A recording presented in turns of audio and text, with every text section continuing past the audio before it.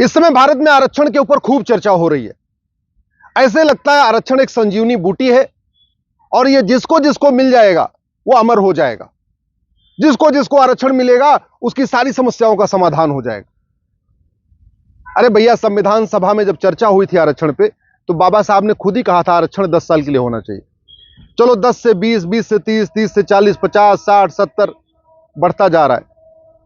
लेकिन अगर ये आरक्षण संजीवनी बूटी होती तो जिसको जिसको मिल रहा है उसका कल्याण हो गया होता, उद्धार हो गया होता, उस कम्युनिटी में कोई समस्या नहीं होती, गरीबी, भूखमरी, कुपोषण, प्रदूषण खत्म हो गया होता। और वैसे भी टोटल सरकारी नौकरी साल में निकलती कितनी है, कभी आपने सोचा क्या? पूरे देश में हर साल मुश्किल से 1 लाख सरकारी नौकरी निकलती, 1 लाख। अब 1 लाख में 50% यानी 50,000 हो गए रिजर्व्ड और 50,000 हो गए अनरिजर्व्ड। 150 करोड़ की जनसंख्या में अगर 50,000 नौकरी रिजर्व कैटेगरी में निकल आई तो उसमें इतना हाहाकार मचाने की क्या जरूरत है? मेरा यह मानना है कि अगर दलितों का कल्याण करना है, पिछड़ों का कल्याण करना है, आदिवासियों का कल्याण करना है या मुस्लिम्स का कल्याण करना है, क्योंकि आजकल मुस्लिम आरक्षण पे खूब चर्चा हो रही है, तो रिजर्वेशन उसका उपाय नहीं है, रिजर्वेशन उसकी दवाई नहीं है। गरीबों, पिछड़ों, अल्पसंख्यकों या जिसका भी कल्याण करना है उसका जो सबसे बढ़िया तरीका है उनको मेन स्ट्रीम में लाने का, वो है समान शिक्षा। समान शिक्षा का मतलब रिक्शा चलाने वाले का बच्चा जो किताब पढ़ेगा, मर्सिडीज चलाने वाले का बच्चा भी वही किताब पढ़ेगा। समान शिक्षा का मतलब मजदूर का बेटा जो किताब पढ़ेगा, मालिक का बेटा वही किताब पढ़ेगा। समान शिक्षा का मतलब तमिलनाडु का बच्चा जो किताब पढ़ेगा वही कश्मीर का बच्चा वही किताब पढ़ेगा, गुजरात का बच्चा भी वही किताब पढ़ेगा, बंगाल का बच्चा भी वही किताब पढ़ेगा। समान शिक्षा का मतलब 1 nation 1 education board, 1 nation 1 syllabus, 1 nation 1 curriculum. Ultimately जो रिजर्वेशन हो रहा है, यह रिजर्वेशन किसी एग्जाम के जरिए मिलता है। ऐसा तो है नहीं कि सबको बैठे बैठे घर में सरकारी नौकरी मिल जाती है। सरकारी नौकरी मिलती है कॉम्पिटिटिव एग्जाम के जरिए। अच्छा, जितने भी कोर्स हैं, एग्जाम होते हैं, वो सारे सबके लिए एक होते हैं। उदाहरण के लिए इंजीनियरिंग में एडमिशन के लिए जेई होता है, उसका पेपर अलग अलग नहीं आता। ऐसा नहीं आता कि अगड़ों के लिए अलग पेपर, पिछड़ों के लिए अलग पेपर, उत्तर भारत वालों के लिए अलग पेपर, दक्षिण भारत वालों के लिए अलग पेपर, जनरल वालों के लिए अलग पेपर और रिजर्वेशन वालों के लिए अलग पेपर। ऐसा तो है नहीं, पेपर कॉमन है। जब पेपर कॉमन है इंजीनियरिंग का, पेपर एक ही होता है मेडिकल का, पेपर एक ही होता है एनडीए का, पेपर एक ही होता है क्लैट का, लॉ में एडमिशन का, यूनिवर्सिटीज में एडमिशन के लिए सीयूईटी होता है, उसका भी पेपर एक होता है। तो ये सिलेबस अलग अलग क्यों चल रहा है? ये सीबीएसई में अलग सिलेबस क्यों, आईसीएसई बोर्ड का सिलेबस अलग क्यों, यूपी बोर्ड का सिलेबस अलग क्यों, बिहार बोर्ड का अलग सिलेबस क्यों? पूरे देश का एक सिलेबस करने में क्या दिक्कत है? लेकिन सुबह से लेकर शाम तक रिजर्वेशन पे तू मैं करने वाले, आरोप प्रत्यारोप करने वाले कभी समान शिक्षा की बात नहीं करते। वास्तव में इस देश में अगर सबका कल्याण करना है, अगड़ों का, पिछड़ों का, दलितों का, आदिवासियों का, मुस्लिम्स का, कृषि ईसाई का, सबका कल्याण करना है, किसान का, मजदूर का, तो वो सबसे बढ़िया तरीका है भारत में समान शिक्षा लागू हो जाए। जैसे भारत में 1 नेशन 1 रेलवे बोर्ड है, एक रेलवे बोर्ड है, पूरे देश की रेलवे वही चलाता है। ऐसे 1 नेशन 1 एजुकेशन बोर्ड हो जाए, और जैसे डिविजनल रेलवे के ऑफिस होते हैं, ऐसे प्रत्येक राज्य में एजुकेशन का उसका बोर्ड हो जाएगा। मुख्यालय उसका दिल्ली में होगा, प्रत्येक राज्य में उसकी सब ऑफिस हो जाएंगे, ब्रांचेस हो जाएंगे, और पूरे देश में सिलेबस सबका कॉमन कर दिया जाए, करिकुलम सबका कॉमन कर दिया जाए, और बड़े आराम से हो सकता है। भाई, उत्तर से दक्षिण और पूरब से पश्चिम मैथ का सिलेबस तो एक हो सकता है। असम से लेके गुजरात और कश्मीर से लेके लद्दाख फिजिक्स का सिलेबस एक हो सकता है।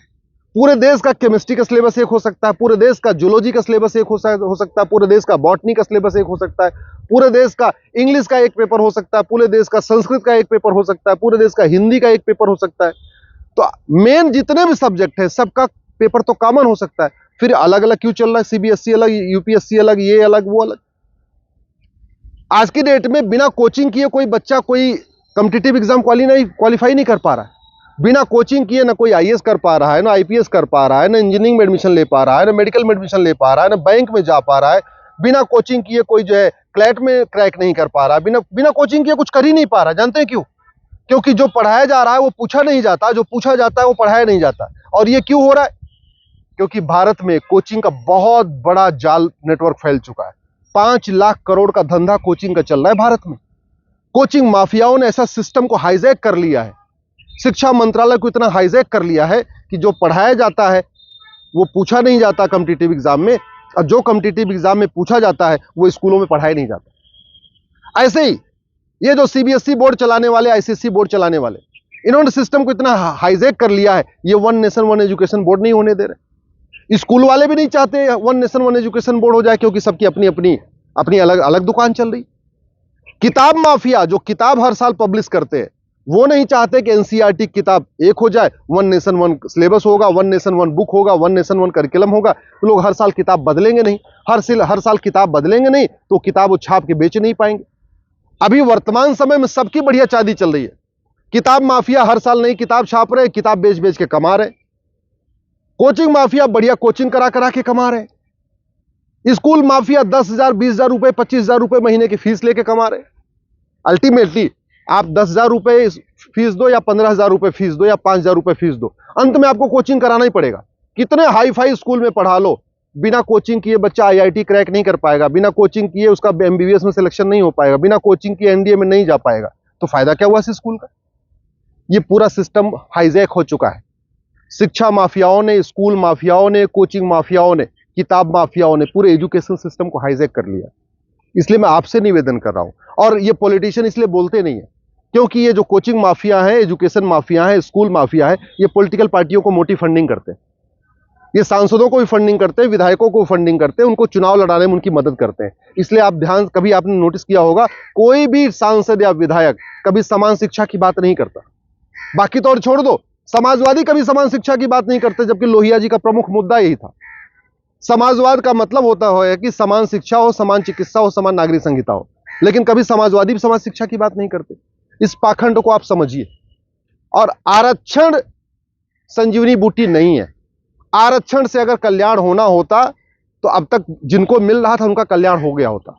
अरे आरक्षण से नहीं, आरक्षण से कई गुना ज्यादा जरूरी है समान शिक्षा। समान शिक्षा होगी तो आपस में जातिवाद का जहर जो फैला हुआ वो भी रुकेगा। भाई गरीब अमीर के बच्चे जब एक साथ एक स्कूल में पढ़ेंगे, उनके बीच का गैप कम होगा। समान शिक्षा से भाषावाद भी खत्म होगा। जब तमिलनाडु के बच्चे की वही किताब होगी, गुजरात के बच्चे की वही किताब होगी, हाँ अपनी अपनी भाषा में होगी, गुजरात वाला गुजराती में पढ़ेगा, महाराष्ट्र वाला मराठी में पढ़ेगा, बंगाल वाला बंगाली में पढ़ेगा, लेकिन जब सिलेबस और करिकुलम एक समान होगा तो भाषावाद भी खत्म होगा। One nation one education board होगा, one nation one syllabus, one curriculum होगा, तो पंथवाद भी खत्म होगा, कट्टरवाद भी खत्म होगा। समान शिक्षा होगी, सबको समान अवसर मिलेगा। समान अवसर फंडामेंटल राइट है, आर्टिकल 16 कहता है सबको समान अवसर मिलना चाहिए, लेकिन ये समान अवसर आरक्षण से नहीं मिलेगा, समान अवसर मिलेगा समान शिक्षा से। लेकिन जो जानते हैं कि समान शिक्षा से समान अवसर मिलेगा, वो भी नहीं बोलते। बड़े दुख की बात यह है। चलो आम आदमी समझ में नहीं आ रहा उसको कि समान शिक्षा हो सकती नहीं हो सकती। अरे भैया, अगर चीन जिसका क्षेत्रफल हमसे 3 गुना ज्यादा है, वहां समान शिक्षा हो सकती है। अमेरिका जिसका क्षेत्रफल हमसे 3 गुना ज्यादा है, वहां समान शिक्षा हो सकती है। रूस जिसका क्षेत्रफल हमसे 5 गुना ज्यादा है, वहां समान शिक्षा हो सकती है। ब्राजील जिसका क्षेत्रफल हमसे 2.5 गुना ज्यादा है, वहां समान शिक्षा हो सकती है। कनाडा जिसका क्षेत्रफल हमसे 3 गुना ज्यादा है, वहां समान शिक्षा हो सकती है। तो भारत में क्यों नहीं हो सकती? लेकिन यूनिफॉर्म सिविल कोड की बात होती है, यूनिफॉर्म एजुकेशन की बात ही नहीं होती। यूनिफॉर्म सिविल कोड से केवल मुस्लिम को फायदा होगा, पूरे देश को फायदा नहीं होगा, उसकी चर्चा होती है। लेकिन यूनिफॉर्म एजुकेशन सिस्टम जिससे कि अगड़ों को फायदा, पिछड़ों को फायदा, दलित को फायदा, आदिवासी को फायदा, मुस्लिम को फायदा, हिंदू को फायदा, पारसी को फायदा, ईसाई को फायदा, सबको फायदा होगा। जाति, भाषा, क्षेत्र का बंधन जो गैप है वो कम होगा, लेकिन यूनिफॉर्म एजुकेशन फायदा नहीं होती, कोई चर्चा नहीं होती। इसलिए मैं आपसे निवेदन कर रहा हूं, यूनिफॉर्म एजुकेशन लागू करने की मांग करिए। इस वीडियो को अधिक से अधिक शेयर करिए।